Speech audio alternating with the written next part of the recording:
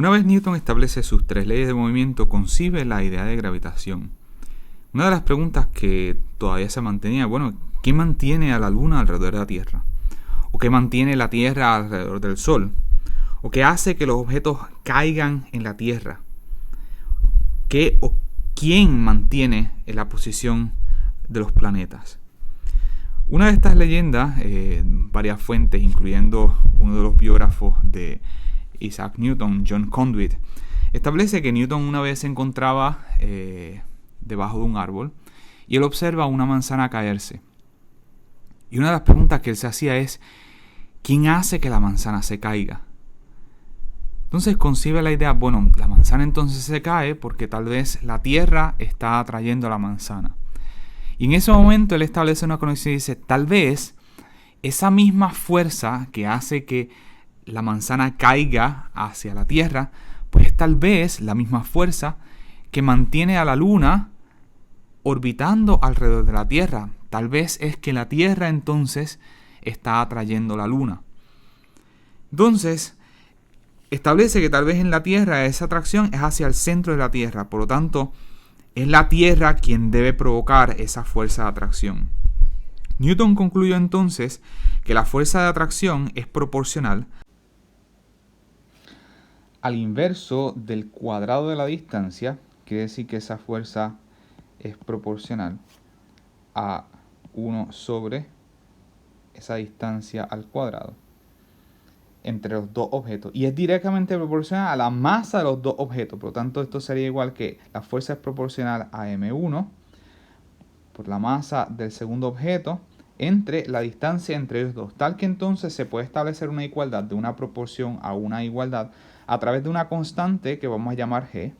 Quiere decir que la fuerza de atracción entre esos dos objetos va a ser igual a g, que es una constante universal, por la masa del primer objeto, por la masa del segundo objeto, entre la distancia entre los dos objetos al cuadrado. Donde g es se le conoce como la constante de gravitación universal y tiene un valor de 6.67 por 10 a la menos 11. Y noten esas unidades, Newton por metro cuadrado entre kilogramo al cuadrado. Noten que esas unidades están hechas de forma tal que Newton por metro cuadrado entre kilogramo al cuadrado, cuando lo tenemos dentro de la ecuación, ese kilogramo al cuadrado se cancela y ese metro al cuadrado se cancela, tal que las unidades de fuerza terminan como unidades de newtons. Si todo objeto con masa ejerce una fuerza de atracción a otros objetos con masa, quiere decir entonces que dos personas, simplemente por tener masa, van a ejercer una fuerza de atracción una a la otra. Pero la pregunta es, ¿por qué entonces nosotros vemos que dos personas simplemente colapsan en una fuerza de atracción? Pues vamos a determinar esa magnitud de la fuerza de atracción entre dos personas. Quiere decir entonces que nosotros vamos a suponer que tenemos dos personas, una masa 1 de 50 kilos y una masa 2 de 70 kilos. Y vamos a suponer que esas personas se encuentran separadas por 0.5 metros. Noten que esta es más o menos la distancia entre una persona y otra cuando está sentada en el pupitre. Quiere decir que con esa ley de atracción universal de Newton podemos establecer que la fuerza de atracción entre esas dos personas va a ser igual a G por la masa del primer objeto por la masa del segundo entre la distancia entre ellos dos al cuadrado. Quiere decir que esa fuerza debe ser a la constante G, que es 6.67 por 10 a la negativo 11. Noten esas unidades, newton por metro al cuadrado entre kilogramos al cuadrado, por la masa de la primera persona, que es de 50 kilos, por la masa de la segunda, que es de 70 kilos, entre la distancia entre los dos al cuadrado, que sería 0.5 metros al cuadrado.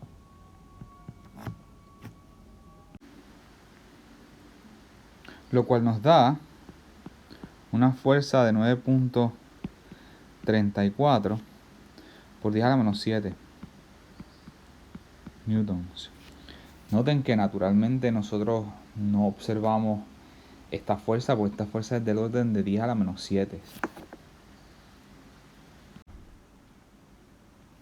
Ejemplo 2. Sin embargo, esa fuerza de atracción entre la Luna y la Tierra es bien distinta al ejemplo anterior.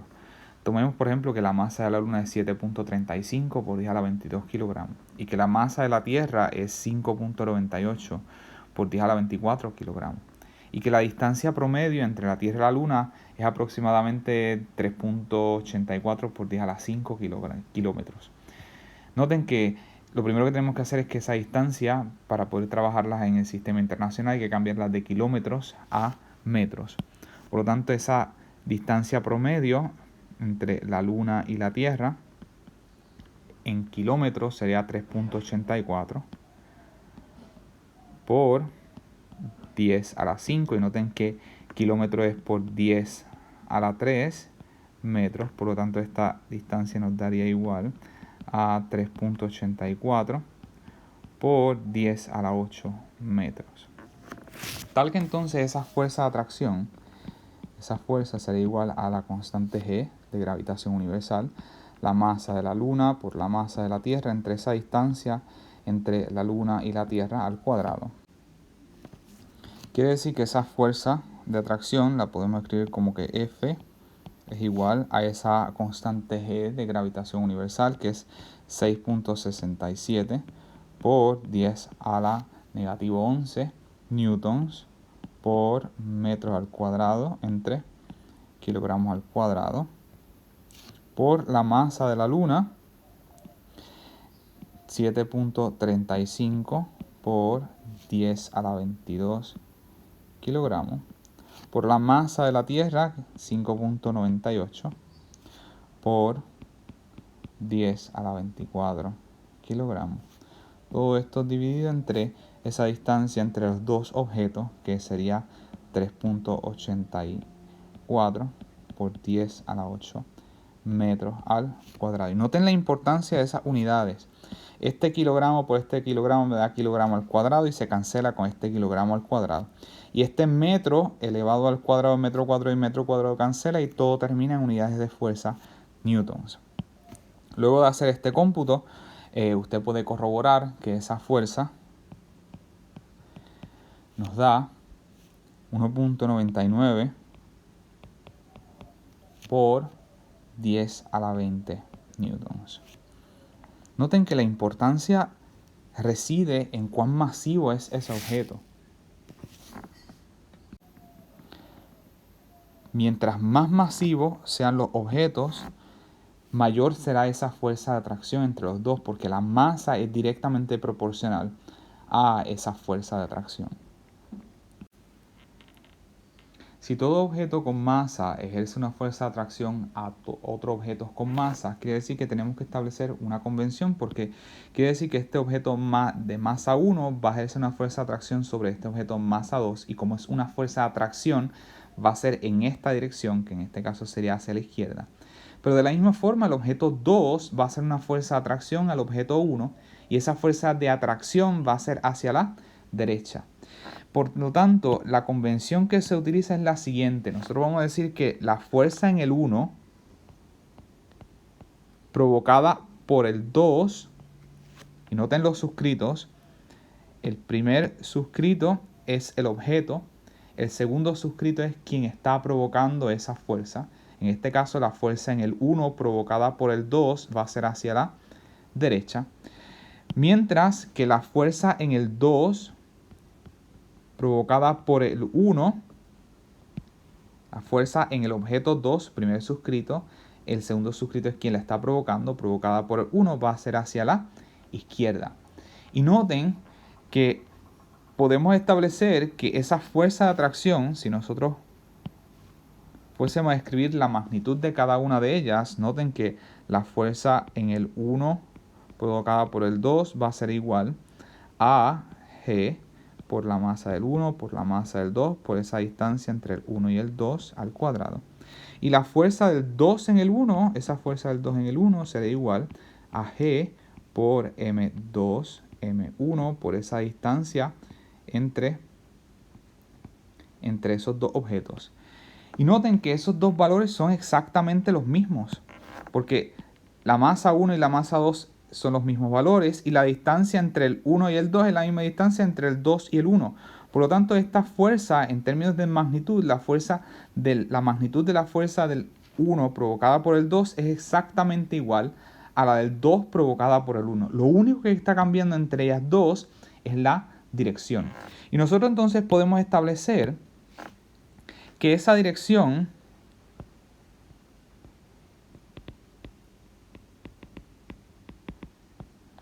vamos a asignar que en la masa 1, esta es la dirección en el 1 de la verdad, vamos a llamarle R1, 2, que ¿verdad? Es la dirección de la fuerza en el 1 provocada por el objeto 2. Y a esta fuerza en el objeto 2 provocada por el 1 vamos a llamarle R2, 1. Y noten que podemos establecer que entonces R1, 2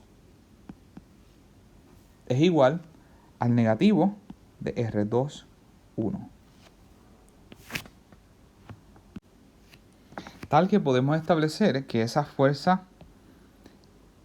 en el 1 provocada por el 2, que normalmente la podemos escribir como G por M1, M2, entre esa distancia del 1 al 2 al cuadrado, por la dirección de esa fuerza en el 1 provocada por el 2, ahora podemos escribirla como G M1, M2 entre R2, 1, porque es la misma distancia, pero solo que están opuestas en dirección, o sea que esto sería por el negativo de R2, 1. Y noten que es lo mismo porque R2, 1 sería el negativo de R1, 2, por lo tanto este negativo por el negativo me daría positivo y queda la misma expresión que tenemos acá. En el caso que tengamos más de un objeto, más de una masa dentro del sistema, quiere decir que esa fuerza neta gravitacional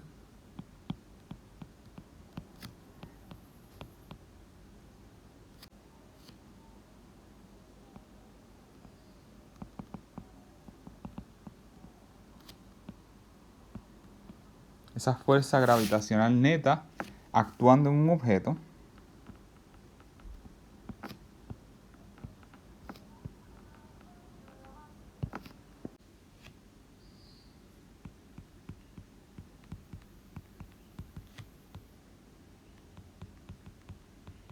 de esa fuerza neta será igual a la suma de todas las fuerzas actuando en ese objeto. La gravedad cerca de la superficie de la Tierra tiene unas características peculiares. Y noten que la fuerza de atracción que hace la Tierra a los objetos es lo que nosotros conocemos como el peso.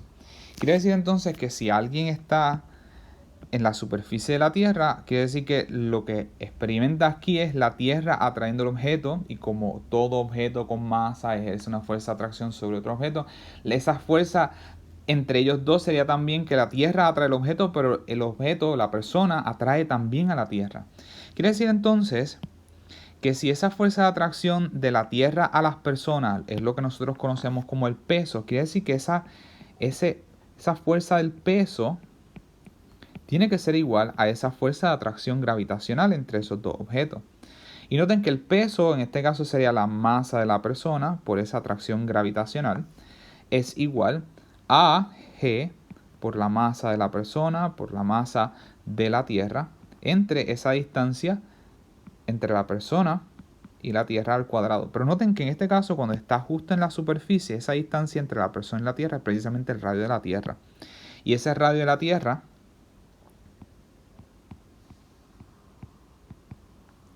lo podemos tomar como 6.380 kilómetros.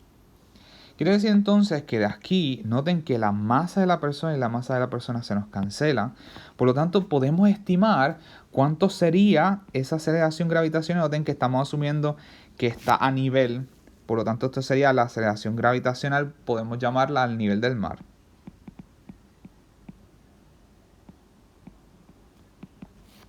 Debe ser igual a esa constante G por la masa de la Tierra entre esa distancia entre la persona y la Tierra al cuadrado.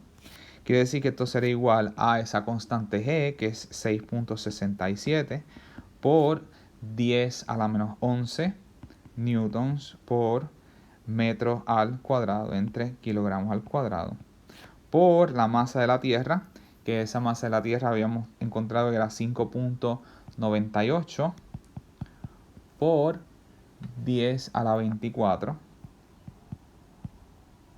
kilogramos, entre ese radio, que sería 6 puntos cambiado en metros, podemos escribir como 6.38 por 10 a la 6, esto es metros al cuadrado. Y nosotros encontramos que entonces esa G al nivel del mar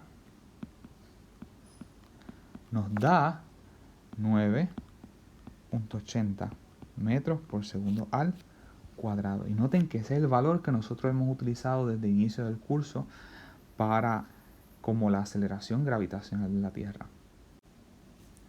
Pero eso plantea otra cosa. Quiere decir entonces que esa es la aceleración gravitacional cuando la distancia entre la persona y la Tierra es justamente el radio de la Tierra. Quiere decir que si uno se encuentra en una montaña, esa distancia entre la persona y la Tierra es distinta, por lo tanto esta aceleración gravitacional es de esperarse que fuese distinta. Si nosotros estuviésemos en el Everest, ¿cuánto sería esa aceleración gravitacional de la Tierra? El Everest está a 29.035 pies, o sea, aproximadamente 8.850 metros del nivel del mar. Noten que la distancia a la que se encuentra entonces la persona del centro de la Tierra sería ese radio de la Tierra más cuánto es la elevación de esa montaña.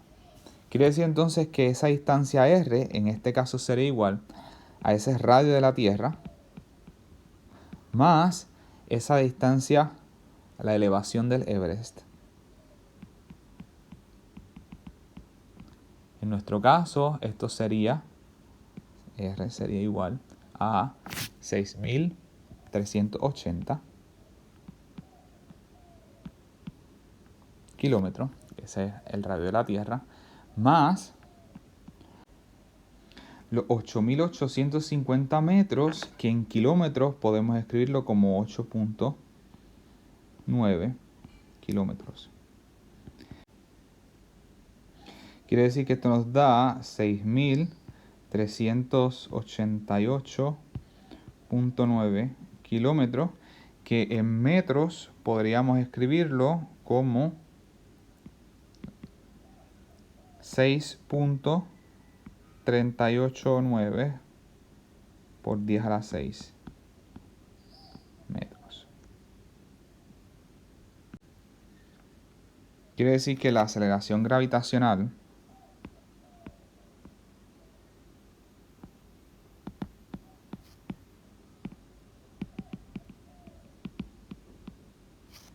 en el Everest podríamos determinarlo como esa G es igual a G por la masa de la Tierra entre esa distancia al cuadrado, que esto sería igual a 6.67 por 10 a la menos 11 newtons por metros al cuadrado entre kilogramos al cuadrado, por la masa de la Tierra, que es 5.98 por 10 a la 24 kilogramos, por esa distancia entre los dos, que sería igual a 6.389 por 10 a la 6 metros, todo esto al cuadrado.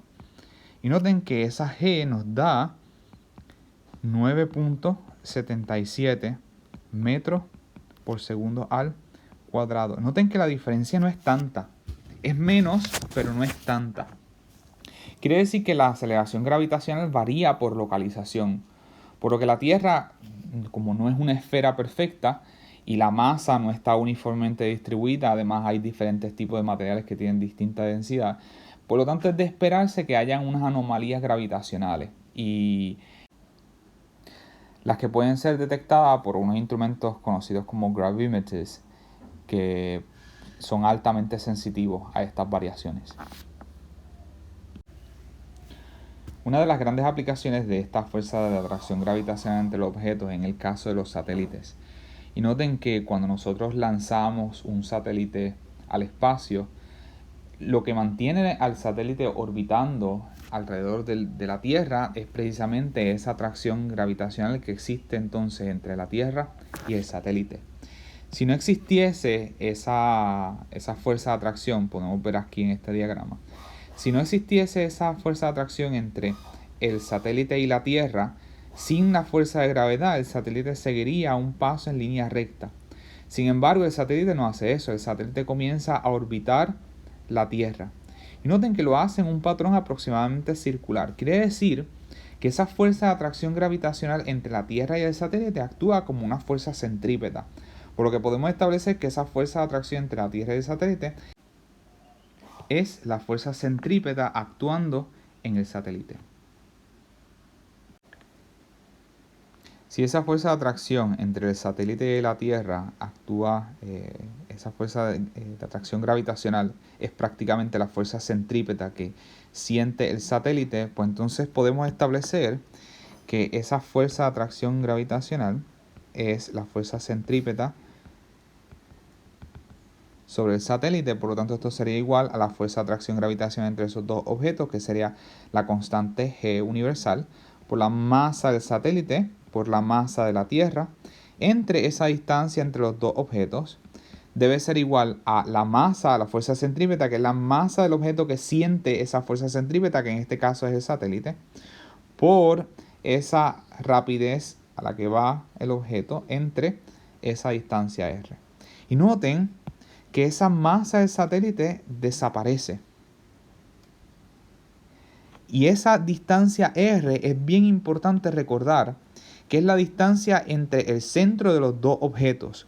Quiere decir que si es entre los dos objetos, esto sería la elevación entre la superficie de la Tierra y el que se encuentra en el satélite, más el radio de la Tierra. Eso es bien importante no olvidar, que esa distancia r es igual a ese radio de la Tierra, más, podemos llamarlo como una h, que sería la elevación o la altura del satélite respecto de la superficie de la Tierra. Uno de estos satélites con unas características especiales se conocen como los satélites geosincronizados. Estos satélites geosincronizados orbitan el mismo punto de la Tierra. Quiere decir que según la Tierra orbitan, ellos están en el mismo punto. Tienen el mismo periodo de la Tierra. Quiere decir que el tiempo que les toma a esos satélites completar una vuelta en su órbita va a ser el mismo de la Tierra, que lo podemos tomar aproximado a 24 horas. Y se utilizan, hay varios, entre ellos se utilizan para transmitir señales de televisión, radiotransmisión, información del clima y comunicaciones. Para que estos satélites tengan una órbita con un periodo igual de la Tierra, para que sea un satélite geosincronizado, la altura a la que deben orbitar debe ser una altura fija. Vamos a determinar cuánto es la altura necesaria para que un satélite orbite con el mismo periodo de la Tierra. En este caso, nosotros sabemos que sobre el satélite, la fuerza que hay de atracción y que hace una fuerza centrípeta sobre el satélite, esa fuerza centrípeta es igual a la fuerza de gravitación y atracción gravitacional entre el satélite y la Tierra. Quiere decir que esa fuerza centrípeta, que es igual a mv, en este caso sería la masa del satélite, por la rapidez a la que va el satélite, entre esa distancia r, tiene que ser igual a esa constante universal por la masa del satélite, por la masa de la Tierra, entre esa distancia entre los dos al cuadrado. Y noten que el satélite está completando un paso que se podría aproximar a una órbita circular. Quiere decir entonces que para un objeto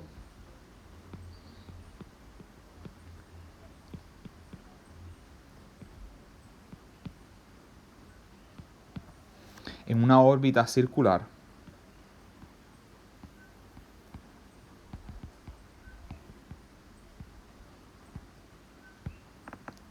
nosotros encontramos que la circunferencia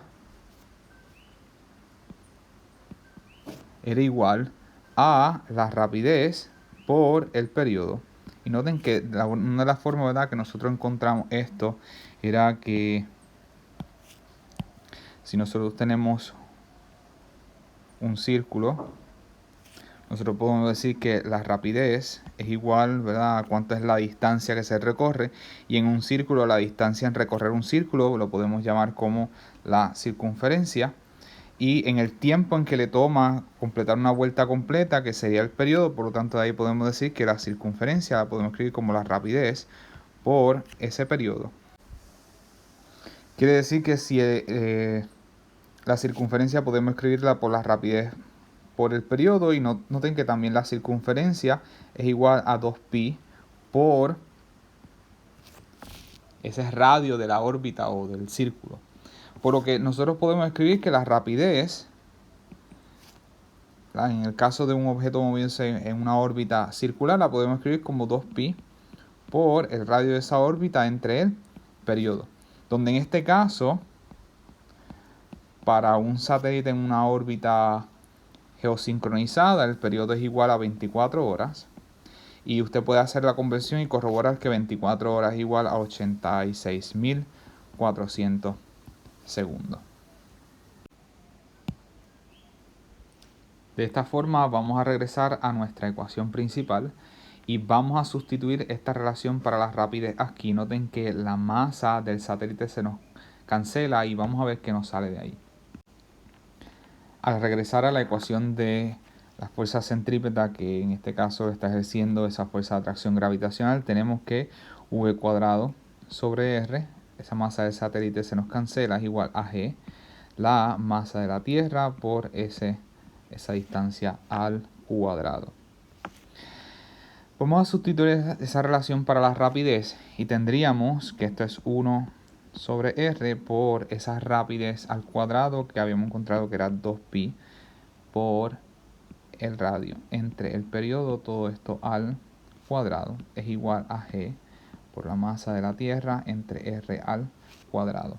Quiere decir que terminamos con 1 sobre r por 4pi cuadrado, el radio a la 2 entre el periodo al cuadrado es igual a g, la masa de la Tierra, entre r al cuadrado. Noten que uno de estos r se nos cancela, quiere decir que aquí me queda un r, por lo que tengo 4pi cuadrado r entre el periodo al cuadrado es igual a g por la masa de la Tierra entre SR al cuadrado. Y de ahí vamos a despejar para cuánto es SR, para saber cuánto es el radio de esa órbita del satélite para tener entonces un periodo igual al periodo de la Tierra. Al despejar para esa radio de la órbita tenemos entonces que R a la 3 será igual a G, la constante de gravitación universal, por la masa de la Tierra, por el periodo al cuadrado entre 4pi cuadrado.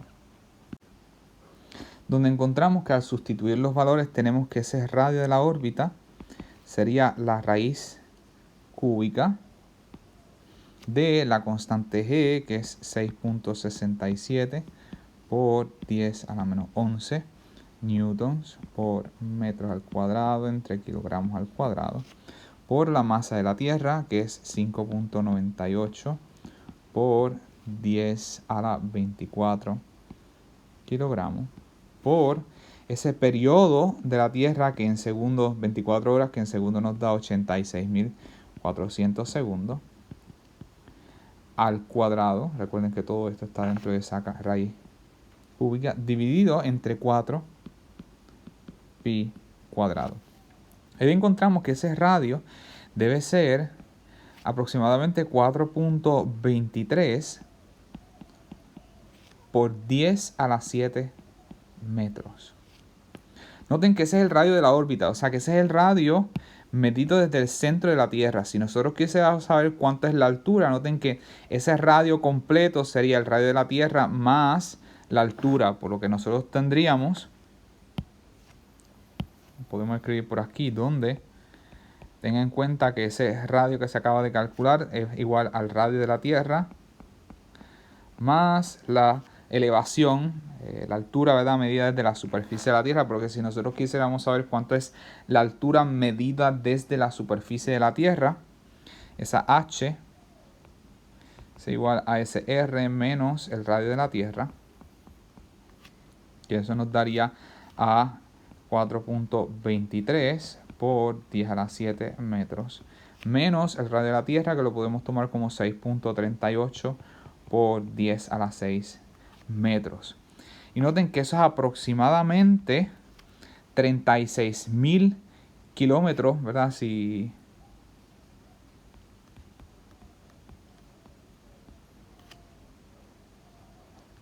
Sobre la superficie de la Tierra.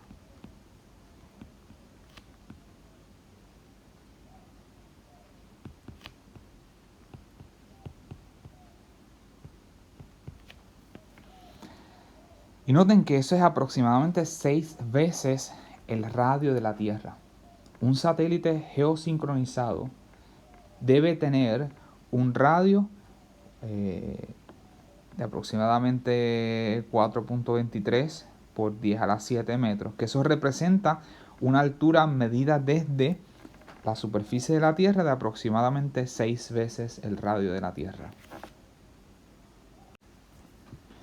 No solo estos satélites geosincronizados deben estar a un radio de una órbita específico, sino que también la rapidez de estos satélites es una rapidez específica y nosotros podemos determinar cuánto es esa rapidez.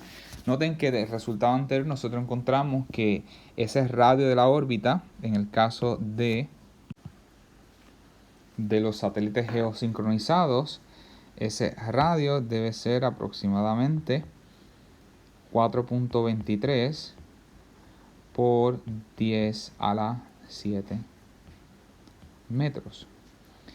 Y todo nuestro análisis se basó en que es quien mantiene a ese satélite en esa órbita circular es una fuerza centrípeta quien provoca esa fuerza centrípeta es la fuerza de atracción gravitacional entre el satélite y la Tierra. Y nosotros entonces llegamos a la conclusión que esa fuerza centrípeta, que es igual a la masa del satélite por la rapidez del satélite al cuadrado entre ese radio de la órbita o del paso circular, es igual a la fuerza de atracción gravitacional, que es igual a la constante G de gravitación universal, por la masa del primer objeto, que podemos tomarlo como el satélite, por la masa de la Tierra, entre esa distancia al cuadrado. Noten que la masa del satélite se nos cancela.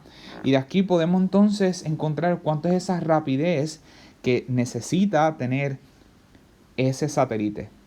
Quiere decir que esa rapidez, v al cuadrado, es igual a g por la masa de la Tierra por r entre r al cuadrado. Y noten que una de estas r se nos cancela, por lo que esa rapidez la podemos determinar como que v va a ser igual a la raíz cuadrada de g por la masa de la Tierra entre ese radio de la órbita del satélite. Donde para un satélite geosincronizado esa distancia, ese radio de la órbita debe ser 4.23 por 10 a la 7 metros. Quiere decir que al sustituir tenemos que esa rapidez va a ser igual a la raíz cuadrada de g, que es 6.67, puesto aquí a un punto, por 10 a la negativo 11 newtons por metros al cuadrado. No se confunden esas unidades, entre kilogramos al cuadrado, por la masa de la Tierra, que la habíamos tomado como 5.98 por 10 a la 24 kilogramos, entre ese radio que encontramos que era igual a 4.23 por 10 a la 7 metros. Y usted puede corroborar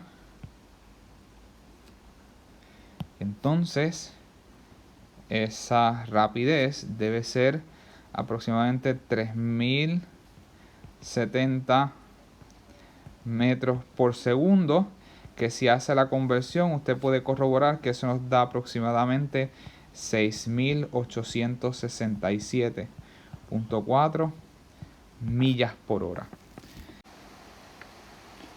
Noten que estos resultados fueron exigiendo que el satélite tuviese un periodo igual de la Tierra, lo cual forzó a una altura específica, en este caso si lo tomamos del centro de la Tierra, un radio específico. Y ese radio específico entonces forza a que tenga una rapidez específica. Si el satélite entonces tiene una rapidez mayor, usted puede corroborar los resultados que entonces se sale de esa órbita. Y lo mismo si la rapidez fuese menor. Esta es la rapidez necesaria para que el satélite se mantenga en una órbita estable. Antes que Newton estableciera sus leyes de movimiento y teoría gravitacional, el astrónomo alemán Johannes Kepler había trabajado en la descripción matemática del movimiento de los planetas alrededor del Sol, basándose en años de datos colectados por Tycho Brahe sobre la posición de los planetas. Cabe destacar que Tycho Brahe es un astrónomo danés y es considerado el más grande observador del cielo en el periodo anterior a la invención del telescopio. De no haber sido por estas observaciones, hubiera sido prácticamente difícil que Kepler haya podido llegar a la conclusión que llegó a través de el resumen del movimiento de los planetas a través de estas tres leyes empíricas. Noten que empíricas se refiere a que son leyes obtenidas de forma experimental o con datos experimentales. La primera de ellas establece que el paso de cada planeta alrededor del Sol es una elipse con el Sol en uno de los focos. Quiere decir que la órbita de los planetas no es una órbita circular, sino es una órbita elíptica. Y el Sol puede estar en cualquiera de los dos focos. En este caso, supongamos que está en el foco 1. Y el planeta se está moviendo alrededor de esa órbita elíptica. Noten que esto tiene entonces unas consecuencias.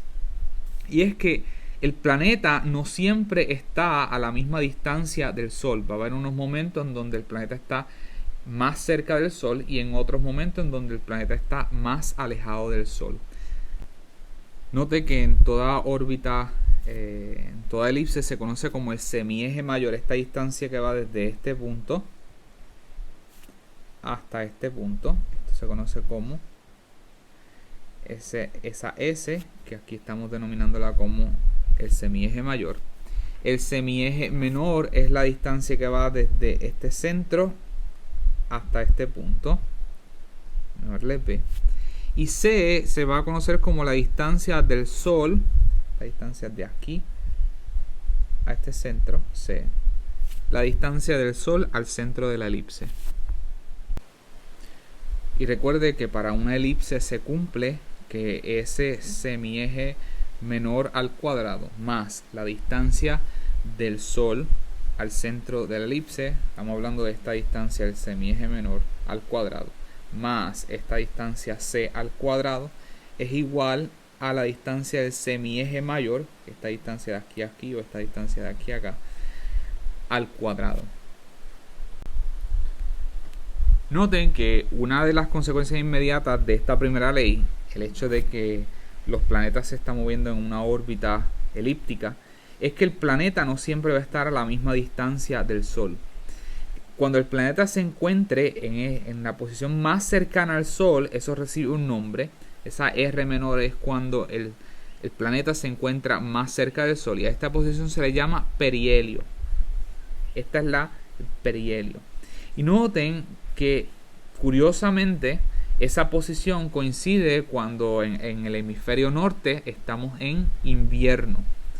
Eso puede ser un poco contradictorio porque uno tendría la noción que mientras más cerca del Sol, pues más calor debe hacer, pero la realidad es que las estaciones de invierno, verano u otoño no tienen nada que ver con cuán cerca o cuán lejanos estamos de el Sol. Eso tiene que ver más bien con la inclinación de la Tierra. La Tierra el eje de rotación no es completamente vertical, sino que está inclinado a 23.5 grados. Y es esa leve inclinación del eje de rotación de la Tierra lo que provoca las estaciones del año. Quiere decir que cuando el planeta se encuentra más cerca del Sol, a esa posición se le llama el perihelio. Y cuando el planeta esté más alejado del Sol, a esa posición se le conoce como afelio. La excentricidad de la elipse, que es una medida una medida que determina el grado de desviación de la órbita de una circunferencia perfecta, la podemos determinar como la distancia del foco al centro, quiere decir que esta distancia del foco al centro entre el semieje mayor. Noten que para un círculo, el centro, en el caso de que fuese un círculo, ese foco estaría justo en el centro, por lo tanto esa distancia sería 0. Por lo que la excentricidad para un círculo es igual a 0. Y resulta que la mayoría de los planetas tienen órbitas que son aproximadamente circulares. De hecho, para la Tierra, la excentricidad de la Tierra es de 0.017. El segundo punto importante que encontró Kepler, y que se convierte entonces en la ley de las áreas, es que él encontró que cada planeta se mueve tal que el planeta desplaza la misma área en la misma cantidad de tiempo. Quiere decir entonces que cuando el planeta, supongo que se mueve de aquí a acá, noten que esta área sería aproximadamente este pedazo que vemos aquí gris. Pero cuando el planeta esté más cerca del Sol, para poder tener el mismo área, como esta distancia R es más pequeña, eso implica que va a tener que desplazarse más en esta dirección. Quiere decir entonces que si estas dos áreas tienen que ser las mismas y tiene que recorrer la misma área en la misma cantidad de tiempo, eso pone algo curioso en términos de ese movimiento del planeta, y es que el movimiento del planeta en esta sección, mientras esté más lejos del Sol, va a ser un movimiento con una rapidez de traslación menor, mientras que cuando el planeta esté más cerca del Sol, para poder recorrer la misma área, va a tener que tener un movimiento de traslación mayor. Por eso es que aquí podemos ver que cuando el planeta se encuentre en el perihelio, que es cuando está más cerca del Sol, ahí el planeta va a tener el movimiento más rápido de traslación en ese paso de la órbita, mientras que cuando el planeta esté en el afelio, que es la mayor distancia cuando más lejos se encuentra del Sol, ese movimiento de traslación va a ser más lento. Una prueba moderna de esa segunda ley de Kepler es que podemos asumir que un planeta se mueve en una órbita elíptica. Y vamos a suponer que en un tiempo de t se va a mover desde este punto hasta este punto. Tal que el planeta recorre una distancia que vamos a llamarle ds, que sería este paso de aquí. ds. Y noten que, suponga la fórmula normal, noten que la distancia la podemos escribir como la rapidez por ese tiempo. Pues este pedazo de distancia que recorre lo puedo escribir como la rapidez del planeta por el tiempo en que se tardó en mover de este punto a este punto. Y noten que de este punto a este punto él recorre un área que le vamos a llamar dA. Noten que en este punto el vector de velocidad va en esta dirección, y en ese mismo instante el vector de posición iría desde este punto hasta este punto. Y vamos a llamarle z a ese ángulo que va entre el vector de posición, que iría en esta dirección, noten que la dirección es la que apunta, y el vector de velocidad que va en esta dirección, y este sería el ángulo z. Y si el ángulo es lo suficientemente pequeño, vamos a hacer una aproximación, y es que vamos a aproximar que esta distancia de aquí a aquí es aproximadamente esta distancia de aquí a aquí. Noten que si el ángulo es bien pequeño y la excentricidad no es tan marcada, podríamos aproximar que estas dos distancias son aproximadamente iguales.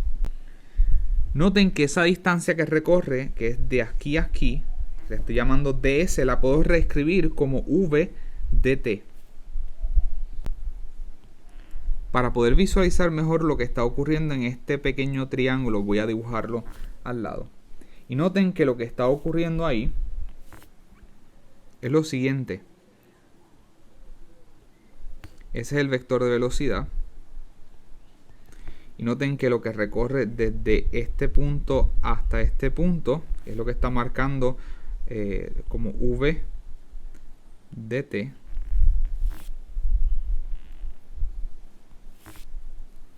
Y este pedazo de aquí que marca la dirección de quien será esa dirección del vector r. Y esta distancia de aquí a aquí, que vamos a llamarle tal vez, no sé, m. Y este ángulo, que es el ángulo z, que sería el ángulo entre el vector R y el vector V.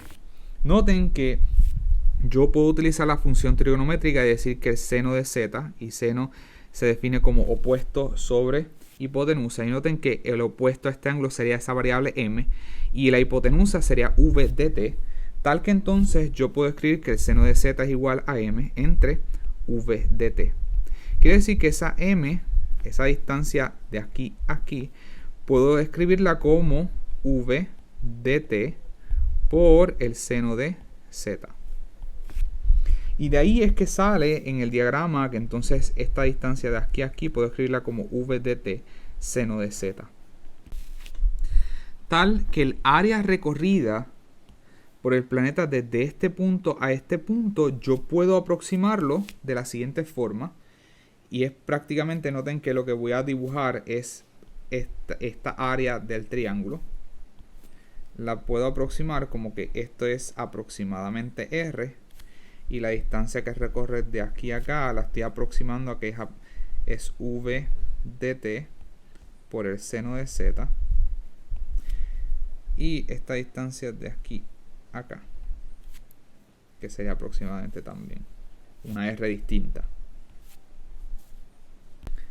Tal que el área recorrida la puedo aproximar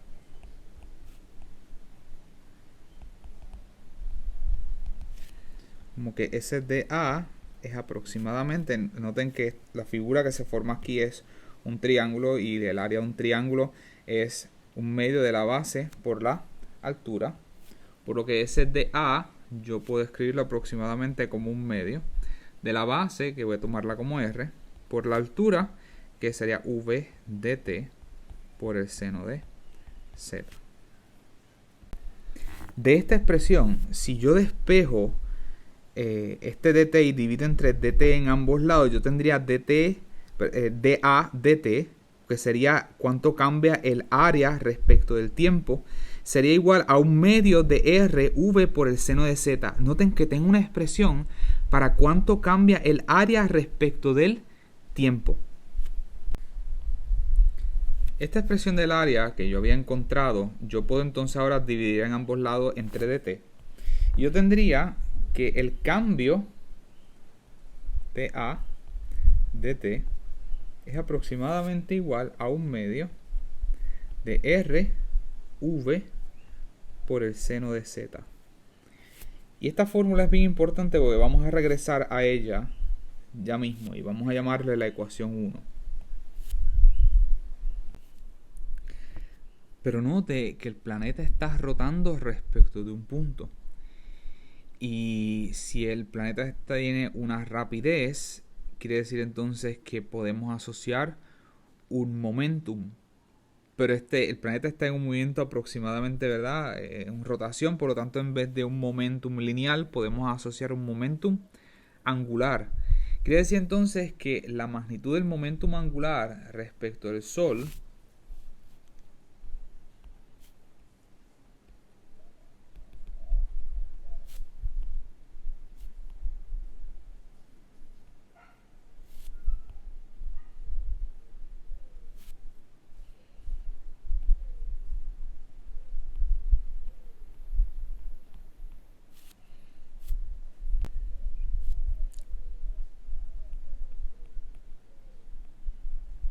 se puede escribir como el momentum angular de una partícula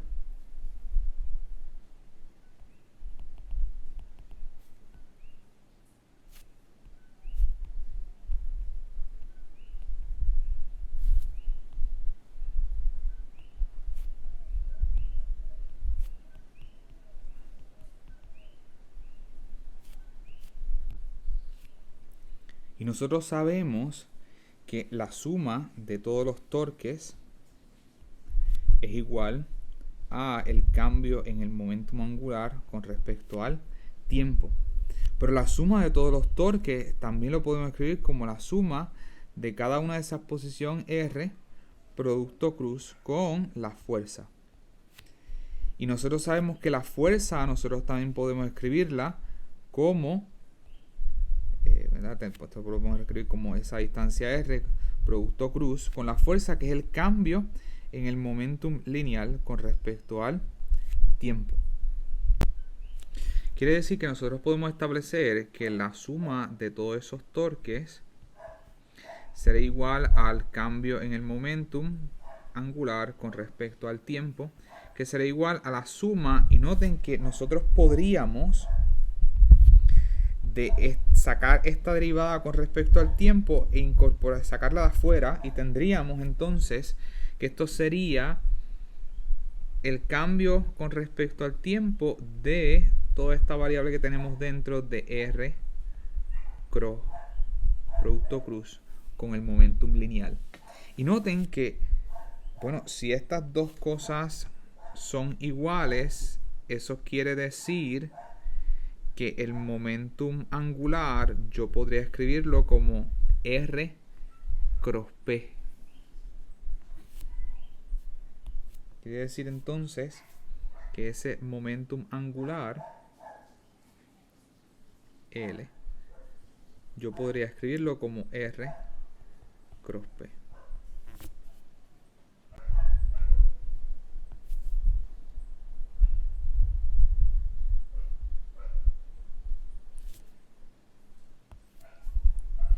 Donde la magnitud del momentum angular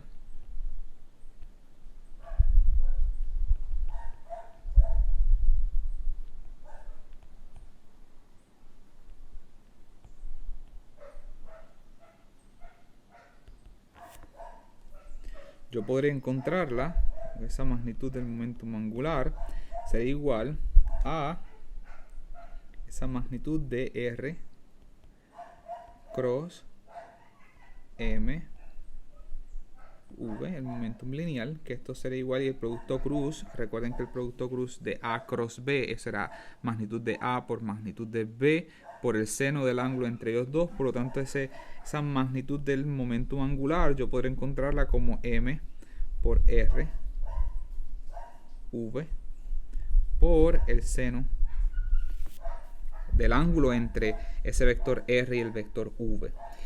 Noten algo curioso.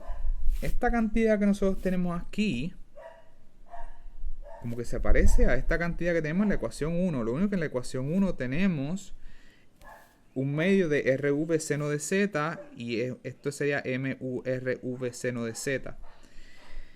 Y noten que precisamente ese ángulo Z era el ángulo entre R y V, y este ángulo Z también entre R y V. Quiere decir que esa cantidad de RV seno de Z yo podría escribirla como la magnitud del momentum angular entre la masa.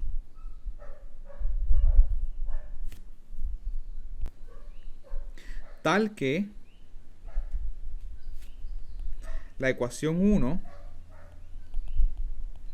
yo ahora la puedo reescribir donde este MRV seno de Z, RV seno de Z, lo puedo escribir como la magnitud del momentum angular entre M, tal que tengo entonces que ese cambio del área con respecto al tiempo la puedo escribir como un medio de L entre M, que esto sería igual a esa magnitud del momentum angular entre 2M.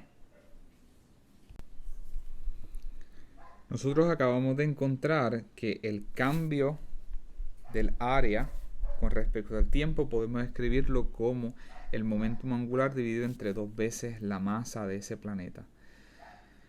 Pero noten que la fuerza gravitacional es antiparalela a R. En este diagrama nosotros podemos ver que si el planeta se encuentra en este punto, R es el vector que va desde el Sol hasta donde se encuentra el planeta. Y en ese punto donde se encuentra el planeta, la fuerza de atracción gravitacional es antiparalela, quiere decir que va en esta dirección. Quiere decir entonces que si es antiparalela, noten que el ángulo entre ellos dos sería 180, por lo que el torque generado por la fuerza gravitacional es 0. Quiere decir entonces que podemos resumir esto de la siguiente forma, y es, pero la fuerza gravitacional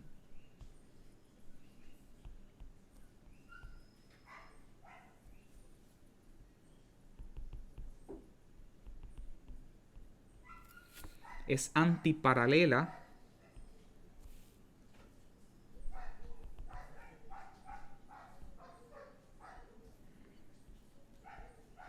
al vector de posición, tal que, recuerden que ese torque era R cross F, que en términos de la magnitud podríamos escribir que esa magnitud del torque sería igual a R, esa fuerza de atracción gravitacional, por el seno, en este caso de 180, quiere decir que esto es 0, por lo que eso implica que si el torque es 0, el momentum angular se conserva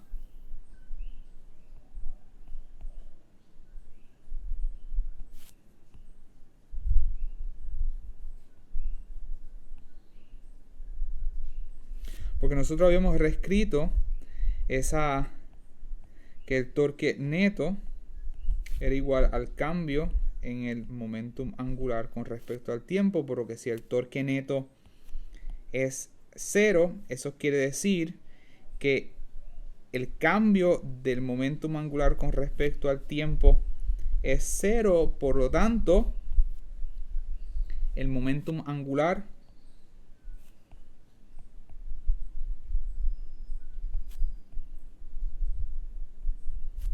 se conserva. Y esto implica que el momentum angular es constante. Por lo que si ese momentum angular es constante, regresamos a esta ecuación que tenemos arriba. Si esta variable es constante, la masa del planeta es constante, por lo tanto todo esto es constante. Por lo tanto, el cambio del área con respecto del tiempo tiene que ser otra constante. Por lo tanto, esto nos lleva como conclusión que el cambio del área con respecto del tiempo es una variable que es un valor que es constante. Quiere decir que entonces el planeta recorre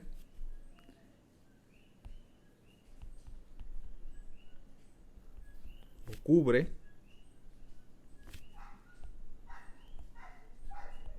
la misma cantidad de área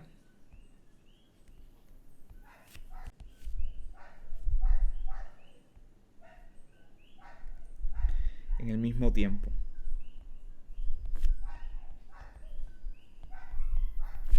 Y noten que con esto lo que nosotros hemos probado es precisamente la segunda ley de Kepler.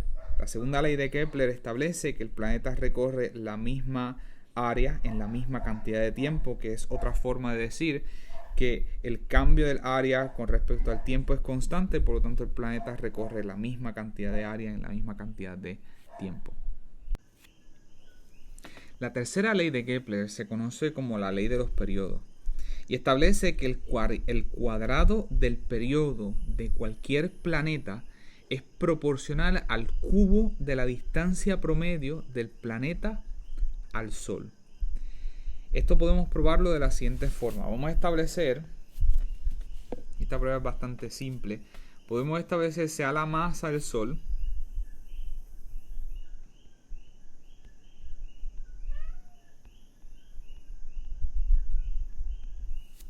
vamos a llamarle m sub s, mucho mayor que la masa de los planetas.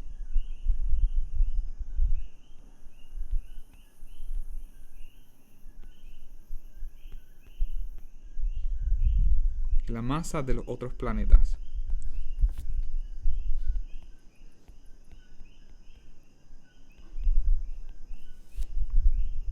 Tal que podemos ignorar el efecto de atracción entre los planetas.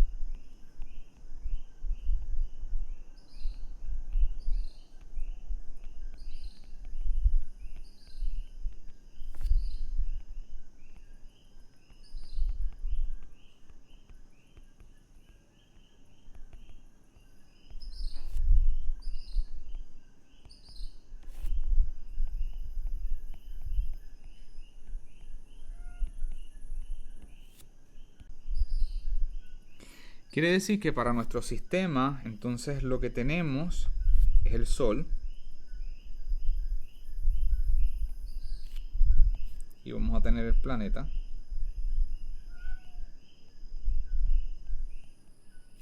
Que está en su órbita. Y como esta es la única fuerza que hay entre ellos dos, quiere decir que aquí tenemos entonces esta fuerza de atracción gravitacional entre el Sol y el planeta. Y noten que esa fuerza de atracción gravitacional está actuando como una fuerza centrípeta. Por lo tanto, establecemos que esa fuerza gravitacional está actuando como una fuerza centrípeta.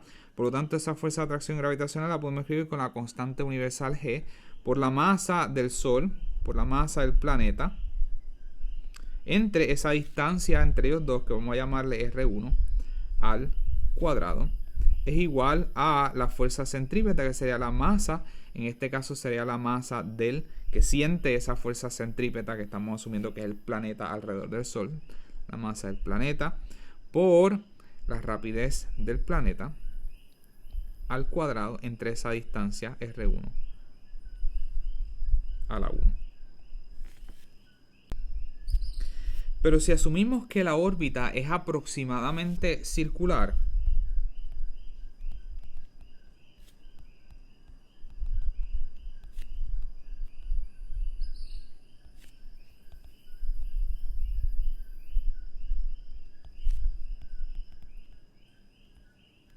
nosotros podemos escribir que la circunferencia, y de hecho esto lo encontramos, la circunferencia, que es igual a 2pi por el radio, en este caso lo estamos llamando R1, la podemos escribir como la rapidez por ese periodo.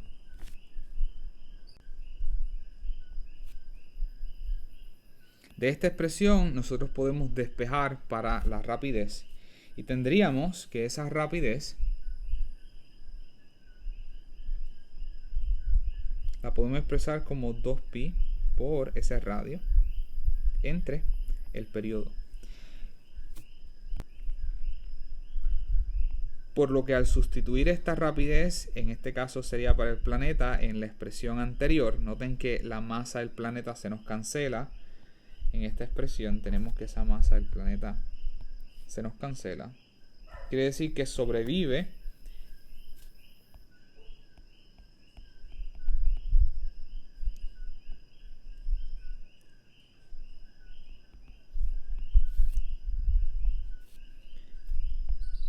G por la masa del Sol entre esa distancia R1 al cuadrado es igual a 1 sobre R1 por esa rapidez al cuadrado, que esto nos daría 4 pi cuadrado por R1 al cuadrado dividido entre el periodo al cuadrado,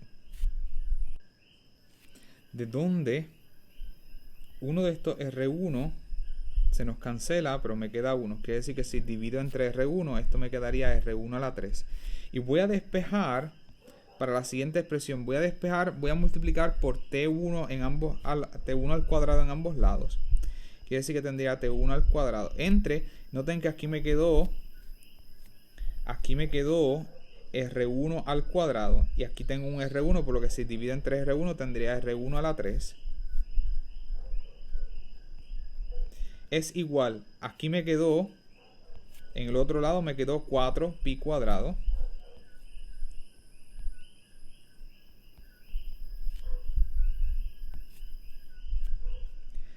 Y en el otro lado me quedó G por la masa del Sol, que si divido para pasarla al otro lado de la expresión tendría todo esto entre G por la masa del Sol. Y noten que 4 pi cuadrado es constante, G es un valor constante y la masa del Sol también es constante. Quiere decir que esta expresión que está aquí, el periodo al cuadrado entre el radio al cubo, esta razón es una razón constante. Quiere decir que esto yo puedo escribirlo tal que esto es un valor constante. Y noten que es constante para planetas en donde todos estén girando alrededor del Sol. Si el planeta entonces estuviese girando respecto de otro sistema, ¿verdad? Este valor cambiaría para cada sistema. Esta expresión va a ser constante Y este valor va a ser el mismo para todos los planetas en el sistema solar porque todos giran respecto al Sol. Pero si usted estuviese analizando un sistema que esté girando respecto a otro centro, otro objeto, pues este valor, aunque sigue siendo constante, va a ser distinto. Quiere decir que esta expresión yo podría escribirla de la siguiente forma, donde T1 al cuadrado es igual a 4 pi cuadrado entre G por la masa del Sol por R1 a la 3. Este resultado toma una forma peculiar cuando tenemos dos planetas que están girando respecto al Sol. Vamos a suponer que tenemos el Sol y vamos a suponer que aquí tenemos un planeta 1 que lo tenemos girando a una distancia R1 y vamos a poner un segundo planeta 2 y noten que ambos cuerpos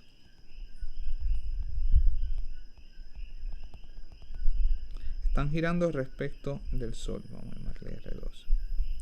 Quiere decir entonces que según la tercera ley de Kepler, quiere decir que la razón para el primer planeta, yo tendría que el periodo del primer planeta al cuadrado entre esa radio del primer planeta a la 3 va a ser igual a 4 pi cuadrado entre esa constante G por la masa del Sol.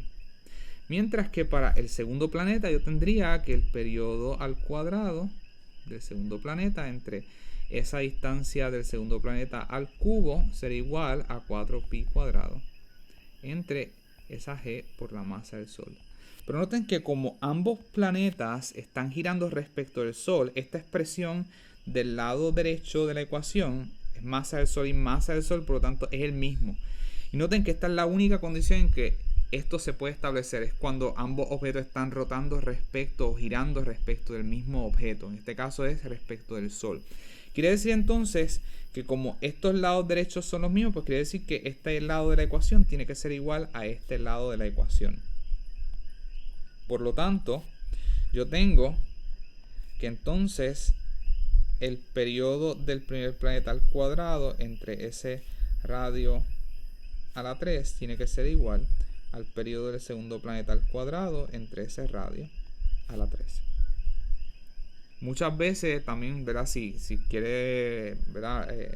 Ser más formalista, esto también lo puede escribir como los periodos a un lado y esa distancia en el otro lado. Por lo tanto tendríamos que el periodo del 1 entre el periodo del 2, todo esto al cuadrado, es igual al radio del 1 entre el radio del 2, todo esto elevado a la 3. Y noten que nosotros podríamos encontrar cuánto es el periodo de cualquier otro planeta si nosotros tenemos, por ejemplo, lo comparamos con la Tierra, sabemos el periodo de la Tierra, sabemos la distancia de la Tierra respecto del Sol. Por lo tanto, para saber cuánto es el periodo de otro planeta, todo lo que tenemos que saber es cuánto es la distancia. O si podemos medir cuánto es el periodo del segundo planeta, podemos saber cuánto es la distancia a la que está ese segundo planeta respecto del Sol. Ejemplo, el periodo del planeta Marte respecto a los días en la Tierra fue notado por Kepler que eran 687 días terrestres. Esto corresponde a 1.88 años en la Tierra. Determine la distancia promedio del Sol a Marte usando la Tierra como referencia. Si nosotros sabemos que esa distancia de la Tierra al Sol es de 1.50 por 10 a la 11 metros, y nosotros sabemos que el periodo en la Tierra nosotros lo definimos como un año. Ven que un año es lo que se define como el tiempo que le toma a la Tierra dar una vuelta al Sol. Y nos acaban de informar que el periodo de Marte medido respecto de la Tierra es 1.88 años. Y con esto nosotros queremos determinar cuánto es esa distancia de Marte al Sol.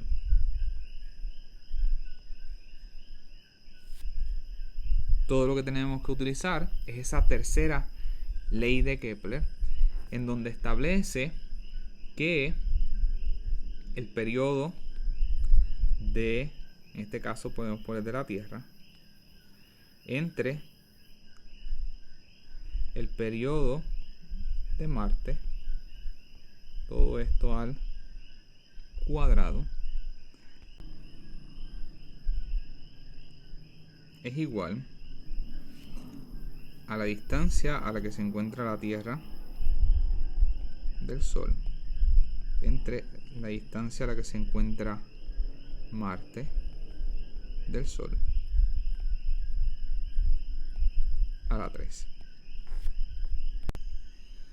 De aquí nosotros podemos sacar la raíz tercia en ambos lados y nosotros tendríamos que el periodo de la Tierra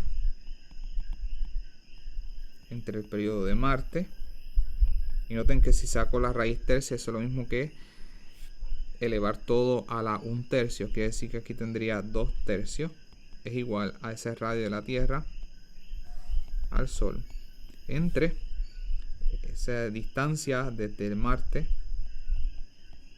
al Sol, por lo que la distancia de Marte al Sol puedo encontrarla como esa distancia de la Tierra al Sol entre ese periodo de la Tierra, entre el periodo de Marte a la 2/3. Al sustituir tenemos que esa distancia de la Tierra al Sol es 1.50 por 10 a la 11 metros, dividido entre el periodo de la Tierra, que es un año, entre el periodo de Marte, que es 1.88 años terrestres, es la misma escala, elevado a la 2/3. Y usted puede corroborar que esa distancia de Marte al Sol podemos encontrar que va a ser igual a 2.28 por 10 a la 11 metros. Asegúrese que sus resultados hacen sentido. Noten que Marte está más lejos del Sol que la Tierra y tiene que asegurarse que ese radio, ¿verdad?, en efecto es mayor que el radio, ¿verdad?, si estamos aproximando que las órbitas son circulares a esa distancia que se encuentra la Tierra del Sol. Marte está más lejanos del Sol que la Tierra. El Sol rota respecto del centro de nuestra galaxia, donde se ha encontrado, ¿verdad?, que la masa de la galaxia es aproximadamente 4 por 10 a la 41 kilogramos, a una distancia de 3 por 10 a la 4 años luz.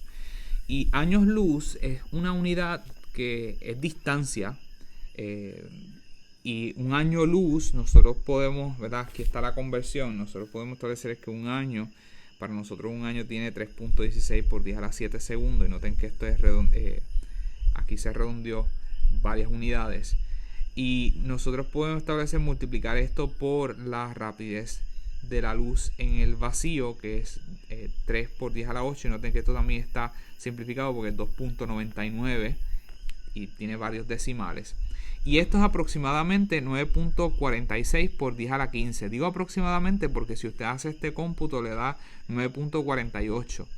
El valor aceptado, si no, ¿verdad?, si tomáramos todos los dígitos, pues nos debe dar 9.46 por 10 a la 5 metros. Quiere decir que un año luz equivale a 9.46 por 10 a la 15 metros.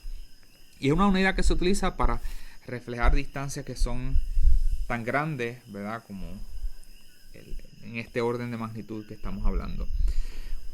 ¿Cuánto es el periodo del movimiento orbital del Sol respecto del centro de nuestra galaxia? Y nosotros podríamos pensar, vamos a suponer que esta es el centro de nuestra galaxia, la masa de la galaxia, y que tenemos nuestro sistema solar, aquí vamos a poner que este es el Sol, y que el Sol entonces está dando vueltas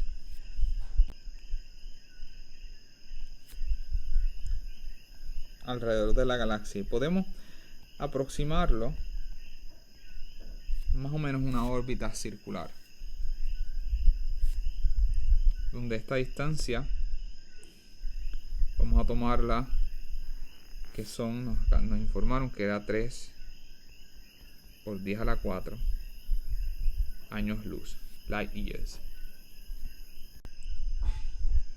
De primera impresión uno piensa, bueno, el Sol está en un movimiento circular, aproximadamente circular alrededor del centro de la galaxia, por lo tanto tiene que haber, si está en un movimiento circular, hay una fuerza centrípeta, y si hay una fuerza centrípeta, en este caso quien está proveyendo esa fuerza centrípeta es la fuerza de atracción entre el Sol y la masa de la galaxia. Por lo tanto, uno podría pensar que, bueno, pues vamos a analizar que esa fuerza de atracción gravitacional entre esos dos objetos es una fuerza centrípeta. En este caso esto sería igual a esa G, fuerza de atracción gravitacional, por la masa del Sol, por la masa de la galaxia, entre esa distancia entre los dos al cuadrado, es igual a la fuerza centrípeta, que en este caso sería el Sol, sería la masa del Sol, por la rapidez al cuadrado entre R. Y ya nosotros habíamos encontrado que para un objeto moviéndose en un paso circular, nosotros podemos escribir que esa rapidez por el periodo es igual a 2pi r. De donde nosotros podemos entonces escribir que esa rapidez es igual a 2pi r entre el periodo. Y podemos sustituir esa rapidez en esta expresión aquí. Noten que la masa del Sol se nos cancela. Quiere decir que terminaríamos con G, la masa de la galaxia, entre esa distancia al cuadrado, es igual a 1 sobre R por esa rapidez al cuadrado, que sería 4pi cuadrado R al cuadrado entre el periodo al cuadrado. Noten que una de estas R se me cancelan. Y de ahí usted se puede dar cuenta que estamos llegando a la misma expresión de donde nosotros derivamos la tercera ley de Kepler. Si nosotros despejamos este periodo para acá, tendríamos periodo al cuadrado, y noten que tenemos esa R a la 2 y aquí teníamos una R, por lo tanto si dividimos entre R tendríamos R a la 3. Quiere decir que tendríamos el periodo al cuadrado entre R a la 3 es igual a 4pi cuadrado entre G por la masa de la galaxia. Lo que pasa es que en la expresión que nosotros habíamos encontrado para la ley de Kepler, aquí teníamos masa del Sol, pero era masa del Sol porque era la masa del objeto respecto de quien el planeta estaba girando. En aquel caso, este era el planeta y este era el Sol, pero en este ejemplo es el Sol girando respecto de quién, de la masa de la galaxia. Quiere decir que esta masa es la masa respecto de quien el objeto gira. Por lo tanto, de aquí nosotros podríamos despejar para lo que nos están preguntando, que es cuánto es el periodo del movimiento orbital del Sol. Despejamos para ese periodo. Y ese periodo sería igual a 4pi cuadrado por R a la 3 dividido entre esa constante universal G por la masa de la galaxia.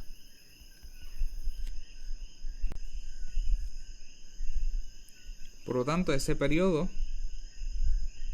sería igual a la raíz cuadrada de todo esto. Y noten que si hagamos raíz cuadrada, este 2 sale y este pi cuadrado sale. Por lo tanto, tendríamos y 2pi por la raíz de R a la 3 entre G por la masa de la galaxia. Al sustituir los valores, tenemos lo siguiente: 2pi por la raíz de esa distancia r, y nos informaron que era de 3 por 10 a la 4 años luz, pero eso habría que cambiarlo a metros, por lo tanto tenemos 3 por 10 a la 4 años luz, light year. Y podemos hacer el cambio aquí mismo, donde nosotros encontramos que un año luz era igual a 9.46 por 10 a la 15 metros. Y recuerden que todo esto iría a la 3. Entre esa constante G, que es de 6.67 por 10 a la menos 11 newtons por metros al cuadrado, entre kilogramos al cuadrado, por la masa de la galaxia, que nos informaron que era 4 por 10 a la 41 kilogramos. Donde usted puede corroborar que ese periodo nos da 5.8 por 10 a la 15 segundos, que puede hacer la conversión a años, y eso nos va a dar 1.8 por 10 a la 8 años. Si usted quiere y se le hace más conveniente, tal vez sea mejor cambiar esa distancia, ¿verdad? No incluir la conversión aquí, sino hacer el cómputo aparte de esos 3 por 10 a la 4 años luz, cambiarlos a metros aparte, y luego aquí entonces sustituye ese valor. Noten este resultado. Si yo escribo esto como un número normal, esto es 180 millones de años. Estamos diciendo que bajo estos datos el Sol le daría una vuelta al centro de nuestra galaxia en 180 millones de años. Y puede corroborar estos 10 a la 8, estos 10 a la 3, 10 a la 6, 7 y 8. 1.8 por 10 a la 8. En forma de resumen, nosotros podemos establecer que en este capítulo vimos 3 temas importantes. El primero fue la ley de gravitación universal de Newton, que establece una relación entre esa fuerza que sienten dos cuerpos con masa. Y note que esa fuerza es directamente proporcional a la masa de los objetos e inversamente proporcional al cuadrado de la distancia entre los dos objetos. El segundo punto importante es cómo determinar esa aceleración gravitacional de la Tierra dependiendo de la altura a la que usted se encuentra. Y el tercer punto fueron esas 3 leyes empíricas que encontró Johannes Kepler.